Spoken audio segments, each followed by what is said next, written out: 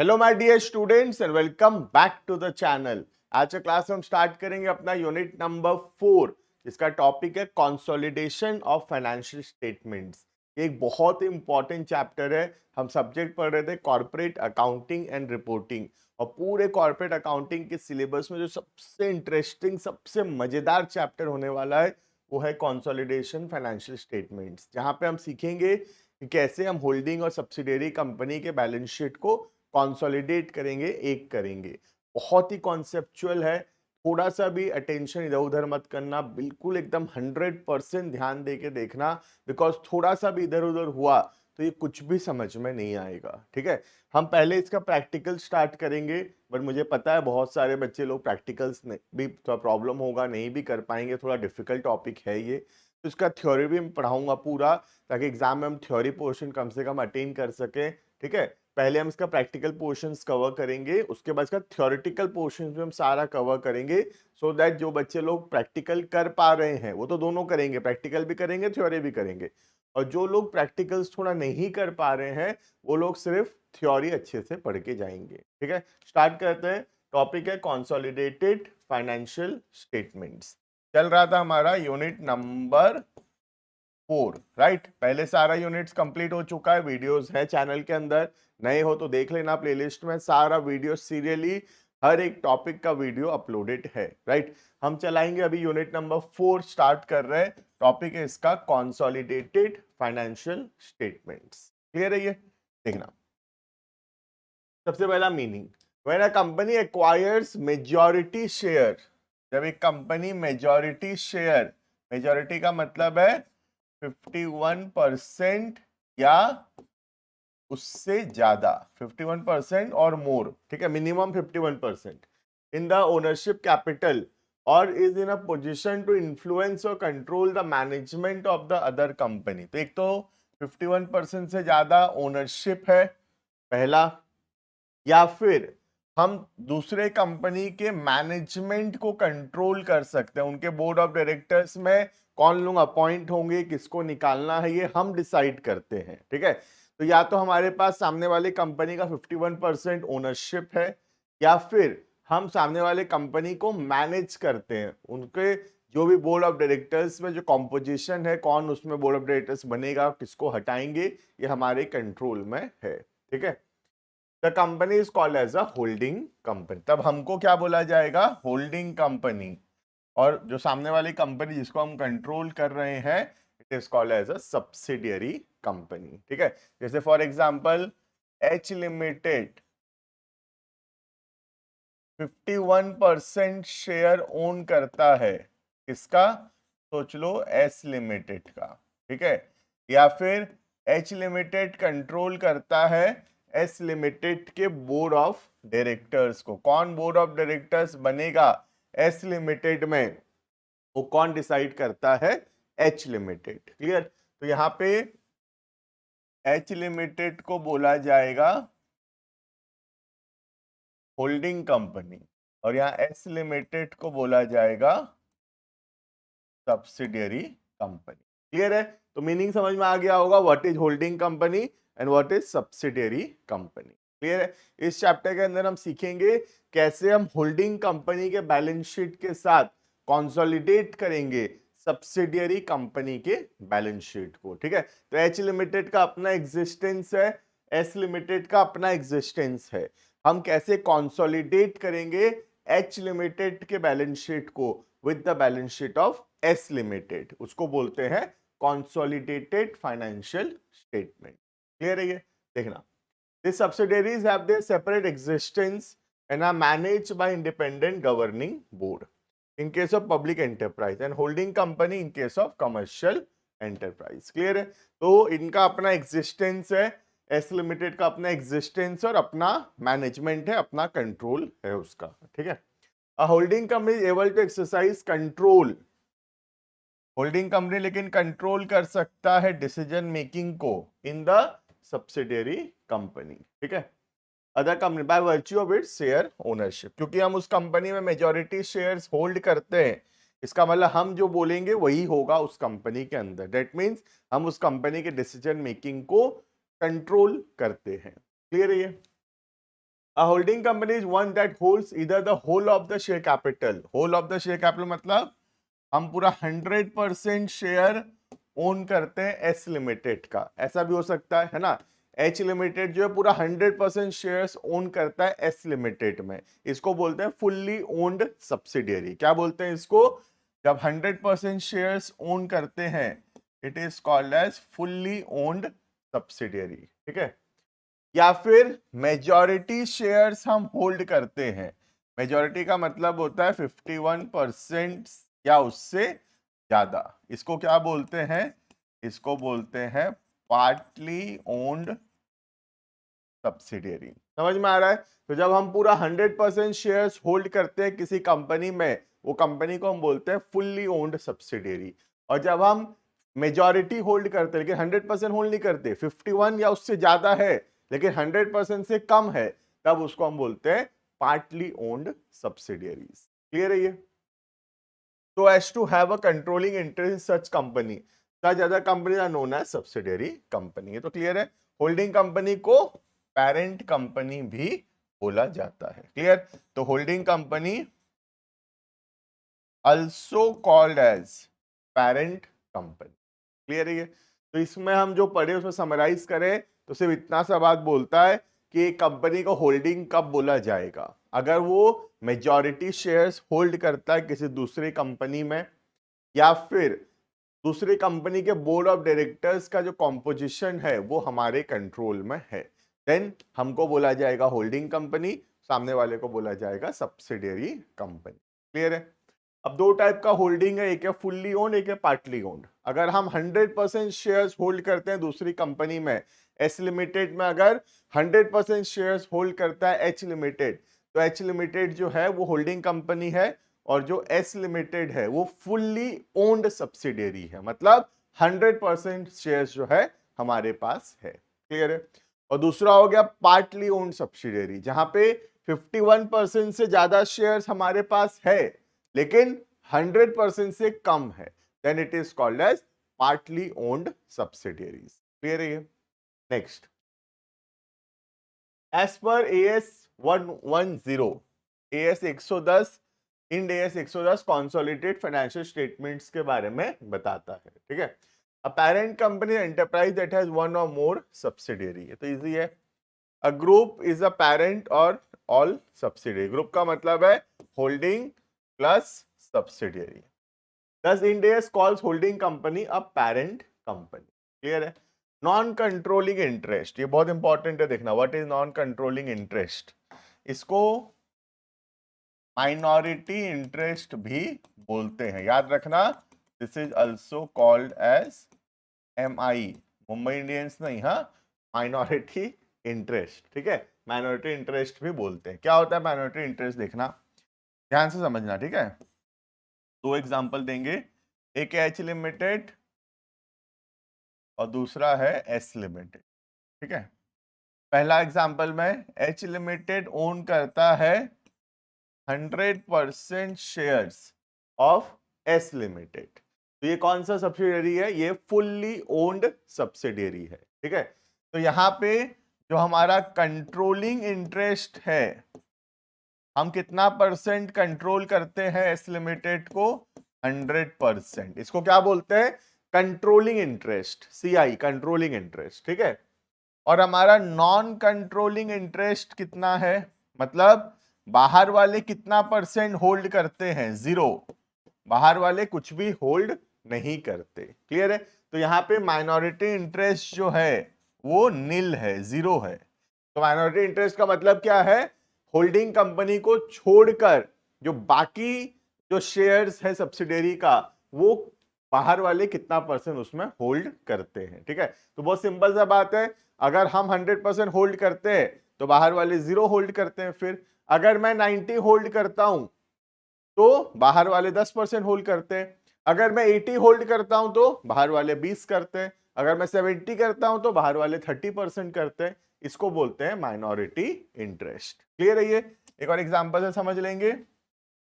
अब second example में सोच लो, एच लिमिटेड होल्ड करता है एस लिमिटेड में 70% ऑफ द शेयर कैपिटल, 70% हमारा कंट्रोल है। तो यहाँ पे हमारा कंट्रोलिंग इंटरेस्ट कितना है?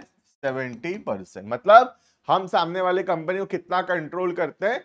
70%। और कितना हम कंट्रोल नहीं करते, कितना परसेंट हमारे कंट्रोल में नहीं है, बाकी बचा हुआ 30%। क्लियर है?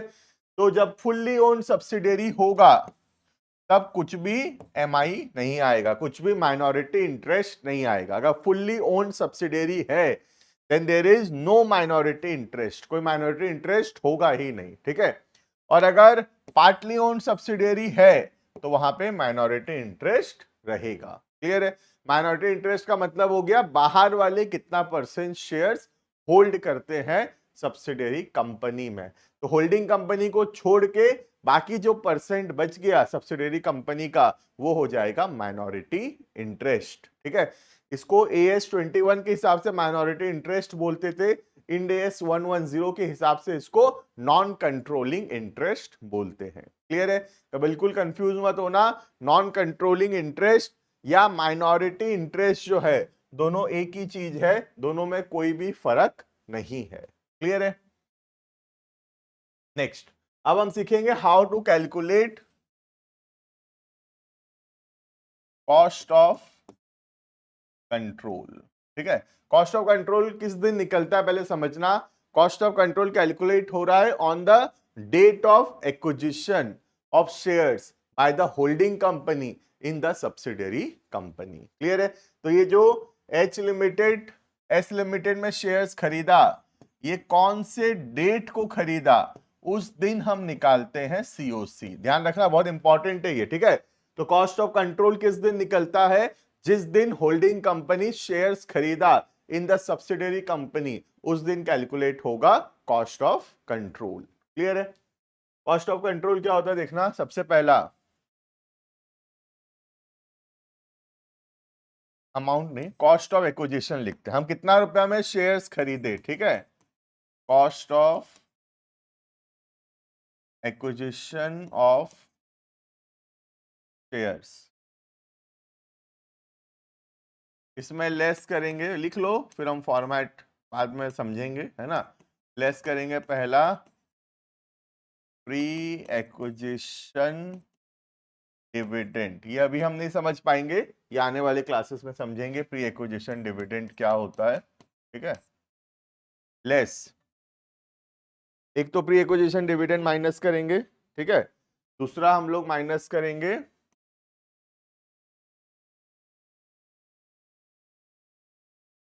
शेयर इन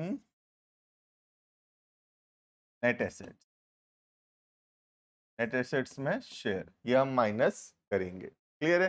ये जो आएगा, अगर ये पॉजिटिव आया तो इसको गुडविल बोलेंगे, और नेगेटिव आया तो कैपिटल रिजर्व बोलेंगे। ध्यान रखना, पॉजिटिव आया तो कॉल्ड एज गुडविल, नेगेटिव आया तो called as capital reserve. Meaning देखेंगे हम, चिंता मत करो, मीनिंग समझाऊंगा पूरा।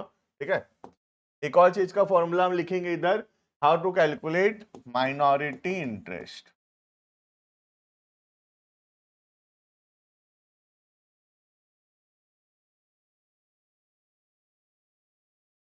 ठीक है? माइनॉरिटी इंटरेस्ट क्या होता है पहले तो समझा दिया।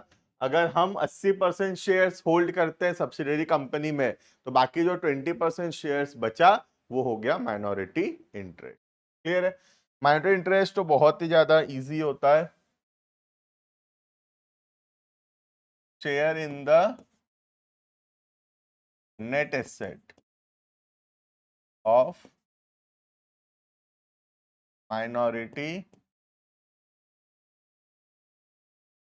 Share holder.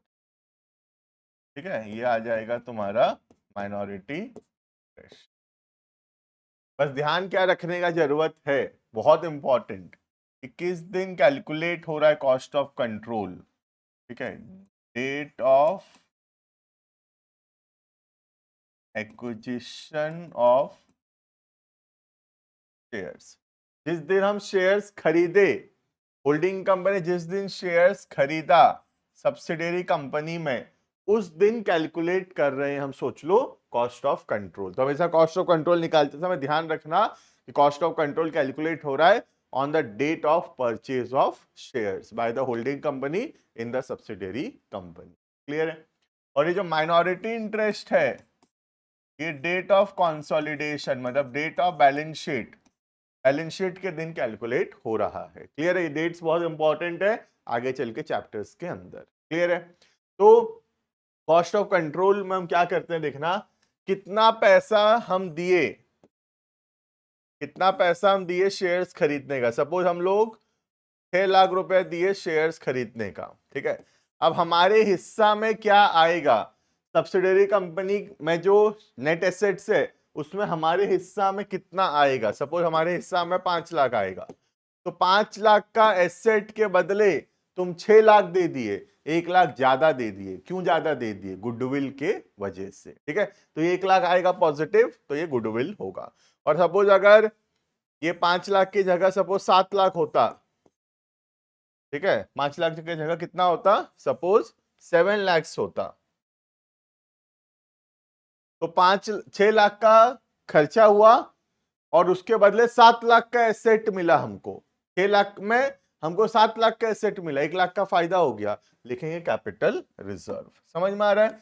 अभी क्वेश्चंस में और क्लियर हो जाएगा, थोड़ा टाइम लगेगा। चैप्टर बहुत ही ज्यादा कॉन्सेप्चुअल है, बहुत ही ज्यादा इंपॉर्टेंट है, बहुत ही ज्यादा ध्यान देने का जरूरत पड़ेगा इस पे। क्लियर है? ये अभी तुम सोचो गुडविल या कैपिटल रिजर्व बहुत ही इजी है, कैसे निकलेगा? सीधा ऐसे कैलकुलेट करेंगे जो फॉर्मूला में लिखाया। अगर ये प्लस में आएगा तो ये गुडविल है, और अगर माइनस में आएगा तो ये कैपिटल रिजर्व होगा। क्लियर है? ये अब हमको देखना पड़ेगा ये नेट एसेट्स क्या होता है, व्हाट इज नेट एसेट्स। तो यहाँ वर्किंग नोट में लिखेंगे व्हाट इज नेट एसेट। तो नेट एसेट्स का 2 फॉर्मूला होता है, दोनों से आंसर सेम आएगा। एक हो गया share capital plus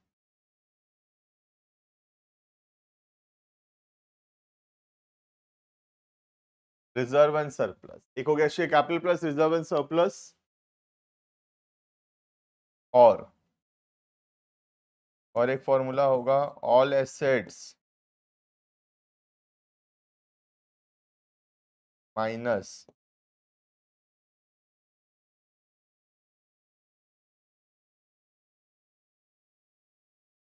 outside liability. Clear है? तो नेट एसेट बहुत सिंपल है, share capital plus reserve and surplus, या फिर all assets minus outside liability. Net asset का जरूरत पड़ेगा हमको, मेरा एक जगह नेट एसेट है, यहाँ पे भी कुछ नेट एसेट वर्ड लिखा है। क्लियर है? ये तो छोटा सा एग्जांपल तुमको नेट एसेट्स बता देता हूँ, देखना। जैसे फॉर एग्जांपल ये एक बैलेंस शीट है, ठीक है, इसका शेयर कैपिटल है suppose 5 lakh, reserve and surplus सोच लो 1 lakh, non current liability 4 lakh, current liability 2 lakh, total balance sheet total हुआ 12 लैक्स। अभी एसेट में सोच लो नॉन करेंट एसेट है 8 लैक्स, करंट एसेट है 4 लाख, टोटल हो गया 12 लाख। क्लियर है? अब हम देखते हैं इसमें से कैसे निकलेगा नेट एसेट। सबसे पहला फॉर्मूला हो गया नेट एसेट्स का,